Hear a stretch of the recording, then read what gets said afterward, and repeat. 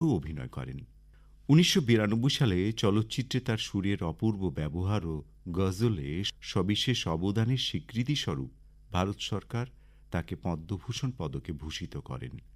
১৯৫০ ও ১৯৬০-এর দশকে তার গানগুলোয় উচ্চ সাহিত্যিক কথকতার প্রয়োগ ছিল ও শিল্প সমজদার ভারতীয় উপমহাদেশে, বিশেষত উর্দুভাষী সম্প্রদায়ে তার বেশ কদর ছিল। ১৯৩০-এর দশকের শেষ দিকে লখনৌ মরিস সঙ্গীত মহাবিদ্যালয়ে পণ্ডিত এস.সি. আর ভাটের কাছে ধ্রুপদী সঙ্গীতে হাতে খড়ি নেন তিনি।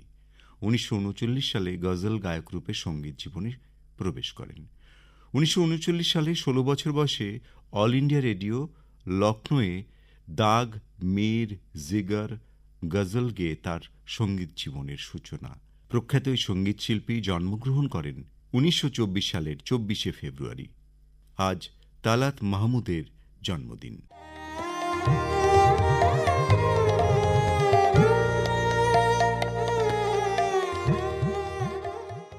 চলে আসি প্রত্যুষার এ মাসের চিঠির বিষয়। প্রত্যুষার এ মাস অর্থাৎ ফেব্রুয়ারি মাসের চিঠির বিষয় উপহারে বই। এ নিয়ে চিঠি লিখেছেন অদিতি দে চট্টোপাধ্যায়, ইন্দা, খড়গপুর, পশ্চিম মেদিনীপুর থেকে। প্রিয় প্রত্যুষা, বই আমাদের পরম বন্ধু। বই আমাদের জীবনে বিপুল জ্ঞান আহরণের এবং অজানাকে জানার এক অবারিত দ্বার। একটা সময়ে উপহারে বই দেওয়ার বহুল প্রচলন ছিল। জন্মদিন, বিয়ে, উপনয়ন এবং আরও অনেক সামাজিক আনন্দানুষ্ঠানে বইয়ের মতো উপহার প্রাপকের মনে নিঃসন্দেহে আনন্দের বার্তা বহন করত। কিন্তু বর্তমানে উপহারে বই দেওয়ার প্রবণতা অনেকটাই কমে গেছে, যুগের পরিবর্তনের সঙ্গে তাল মিলিয়ে। মোবাইল ফোন সব মানুষের নাগালের মধ্যে থাকার ফলে বই প্রেমীরা তাদের পছন্দ মতো বই পড়ে নিতে পারেন ইন্টারনেট ব্যবহার করে। ফলে স্বভাবতই বই কেনা এবং বই উপহার দেওয়া দুটো ক্ষেত্রেই কিছুটা হলেও ভাটা পড়েছে। ছোটদের মধ্যে পড়ার বই ছাড়া বাইরের বই পড়ার প্রবণতা অনেকটাই কমে গেছে ভিডিও গেম, মোবাইল গেম এবং চোখ ধাঁধানো অত্যাধুনিক খেলনার প্রতি মোহাচ্ছন্ন হয়ে। মুষ্টিমেয় শিশু ছাড়া বেশিরভাগ শিশুর কাছেই উপহারে বইয়ের পরিবর্তে খেলার সামগ্রী অধিকতর মনোরঞ্জক।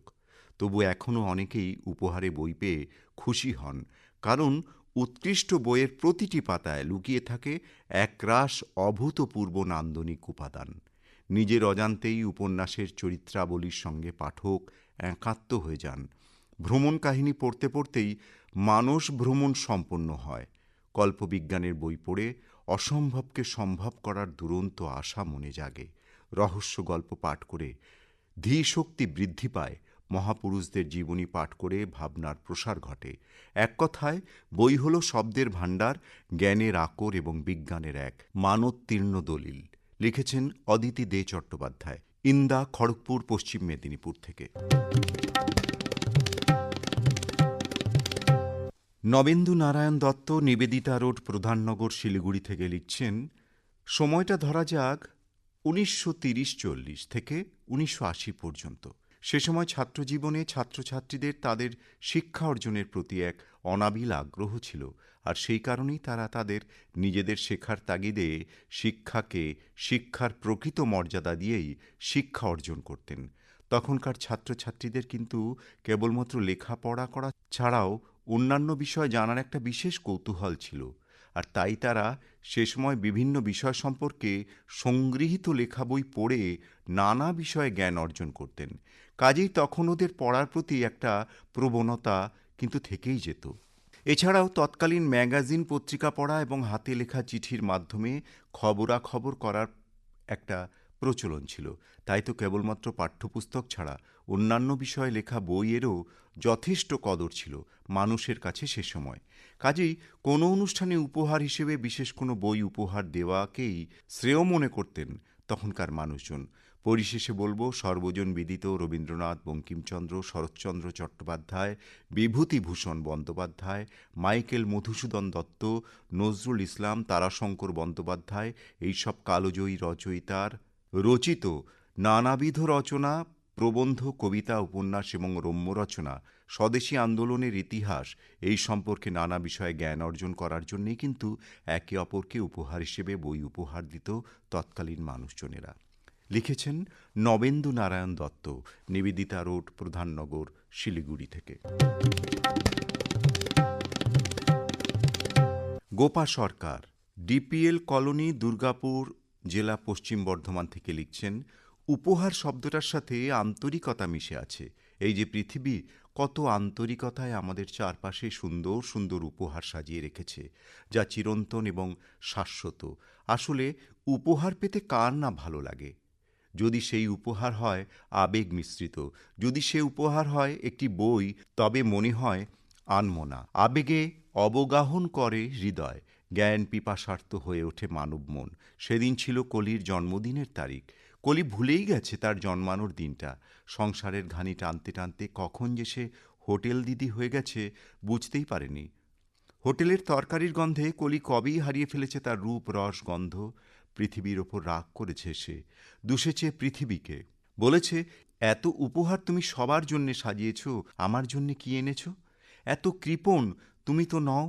কলি অবাক হয়ে দেখে পৃথিবীর বুক চিরে আলো। এত আলো কোথা থেকে আসছে? হঠাৎ ঘুমটা ভেঙে গেল কারো স্পর্শে। কে? ও, শ্যামসুন্দরদা। তুমি এই সময়? শ্যামসুন্দর কলির পিস্তুত দাদা, খুব ভালোবাসে কলিকে। এই দিন সে একেবারে আসবেই। আজ যে কলির জন্মদিন। আলো উপহার এনেছে সে, আলো।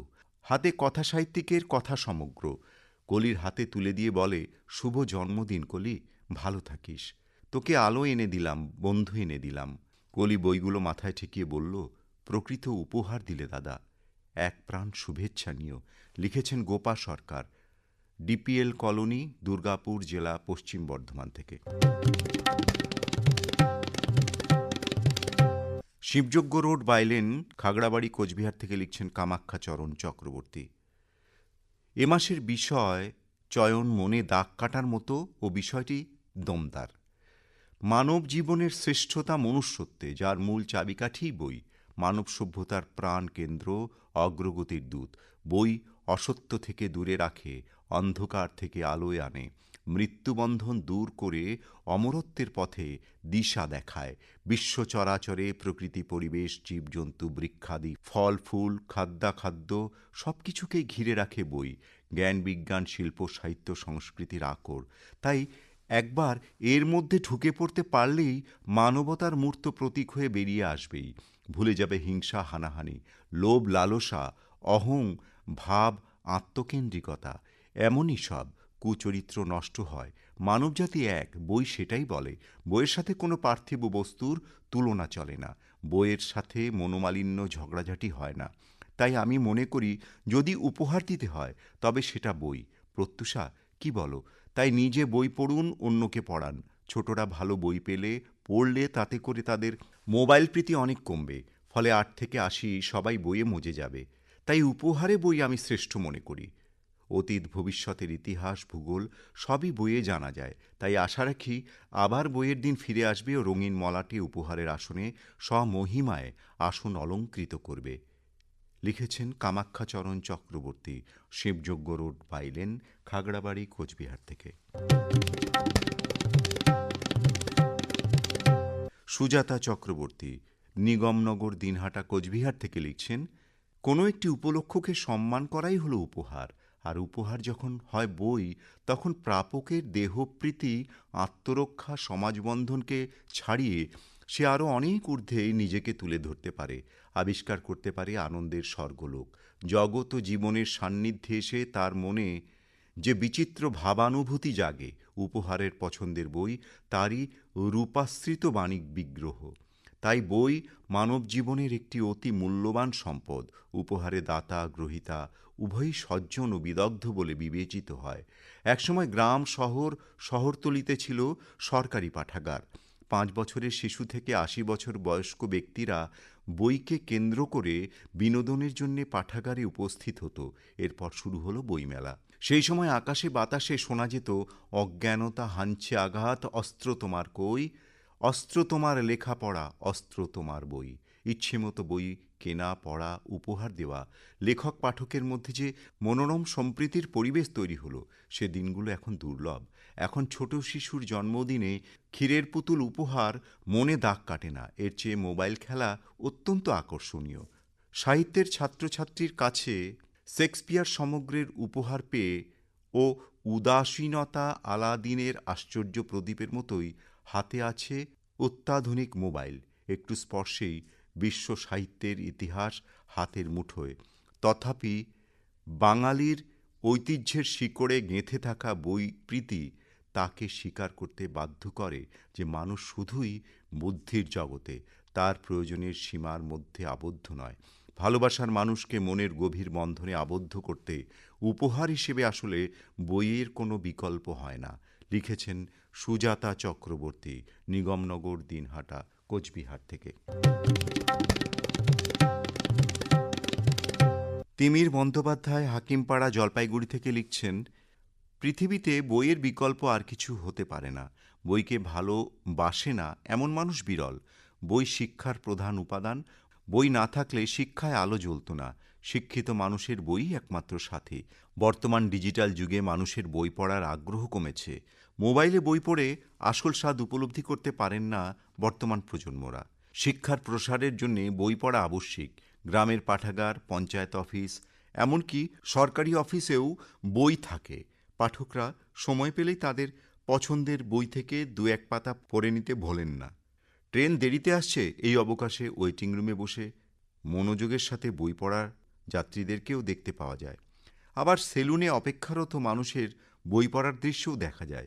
যতই ইন্টারনেটে বই পড়ুক না কেন, শরৎচন্দ্র, বঙ্কিমচন্দ্র, রবি ঠাকুরের গল্প উপন্যাস বই থেকে না পড়লে আসল স্বাদ উপলব্ধি করতে পারবেন না পাঠকবৃন্দ। শৈশবে পাঠ্য বইয়ের সাথে লুকিয়ে গল্পের বই পড়ারও ইতিহাস রয়েছে।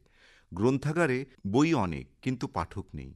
আবার বইমেলায় প্রচুর বই বিক্রি হয়, কিন্তু সেগুলো কতজন পড়েন সেটাও সন্দেহের। পূর্বে পছন্দের বই পাবার জন্যে লাইব্রেরিতে অপেক্ষা করতে হতো। উপহারে বই, এটা খুব উপযুক্ত বিষয়। দুহাত তুলে আশীর্বাদ দেওয়াটাই শ্রেষ্ঠ উপহার। তবুও আজকাল কেউই খালি হাতে অনুষ্ঠানে যেতে চান না।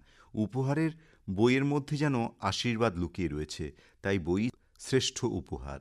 বই উপহার পেলে বই পড়ার আগ্রহ বাড়বে। আবার বইপ্রেমী মানুষের কাছে বই উপহার পাওয়া অনেক আনন্দের। বই মানুষের প্রকৃত বন্ধু, যেটা কোনো দিন ধোঁকা দেবে না। যিনি বই উপহার দেন এবং যিনি বই উপহার হিসেবে গ্রহণ করেন, উভয়ই সমাজের বন্ধু। আমি উপহার হিসেবে বই দিতে পারলে নিজেকে কৃতজ্ঞ মনে করি। বই পড়ার আগ্রহ বাড়ানোর জন্যে বই দিয়ে আশীর্বাদ করার প্রথা চালু করলে সমাজের মঙ্গল হবে। লিখেছেন তিমির বন্দ্যোপাধ্যায়, হাকিমপাড়া, জলপাইগুড়ি থেকে।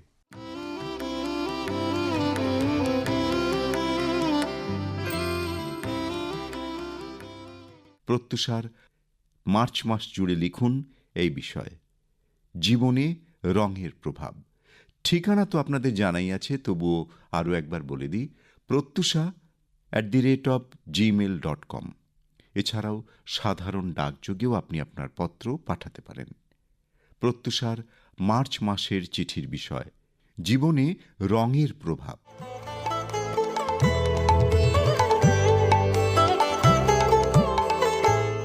প্রত্যুষা আজ এ পর্যন্তই। প্রত্যুষা আবার আগামীকাল